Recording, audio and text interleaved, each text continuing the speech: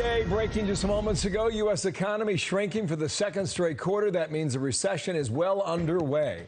As we say good morning, I'm Bill Hemmer. A ton to get to today, so we waste no time. How you doing? We will waste no time at all. I'm Dana Perino. This is America's Newsroom, and this is exactly what the Biden administration anticipated would happen. They tried to get in front of it with messaging, but the numbers are the numbers. The Commerce Department announcing GDP shrank by 0.9%, and that is then the second consecutive quarter, which means that there is a recession. And there's been this ongoing debate. You got to get out Merriam-Webster's dictionary. Okay, so we're going to define recession for you.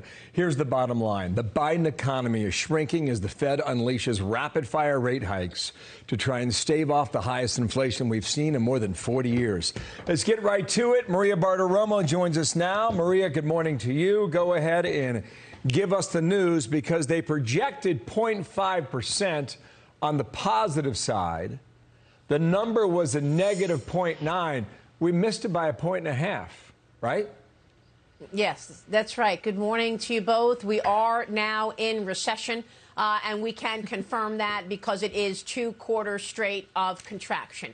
The economy shrank in the second quarter by 0.9%, on top of shrinking in the first quarter by 1.6%. Now, so far, all of the commentary that I'm hearing is talking about a shrinking of the economy, but the good news for the economy is that job growth has stayed strong. And that was why some people were questioning, well, maybe it's different this time. It's hard to believe that job growth can be up to 300,000 in 1 month when, in fact, you are in a recession. What's different this time is that we did have an inventory buildup. In other words, a lot of companies were holding on to inventory because of those supply chain shocks. When they were able to get the supplies that they needed, they were built up and weren't able to sell them. So at the end of the quarter, companies were complaining that they had too much inventory and they needed to mark stuff down. And that led to some expectations, well, maybe inflation is peaking.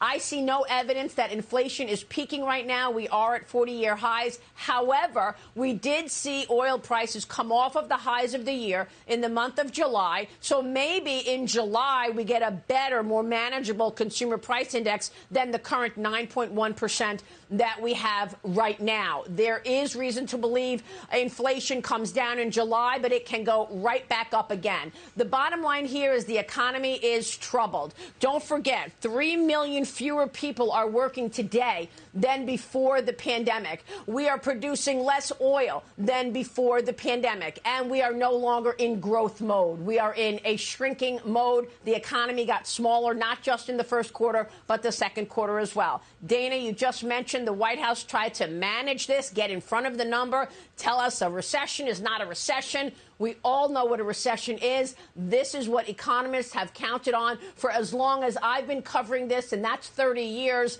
2 quarters of contraction is a recession. No matter how you feel about it or no matter what you want to call it, people are feeling pressure. They're paying 35% more for a dozen eggs than they were last year. They're paying 18% more for meat and fish than they were last year. And so those costs are creating what we call demand destruction. Housing is probably going to be the area that you want to focus on most, because you had mortgage rates now at 5.5%, and that has put a sharp dent in what we were looking at to be a very strong housing market. Bottom line, this is what the Fed wants. That's why the Fed is slamming on the brakes on this economy with 75 basis point hikes 2 times in a row. We will likely see rates continue to go higher and an economy continuing to slow. And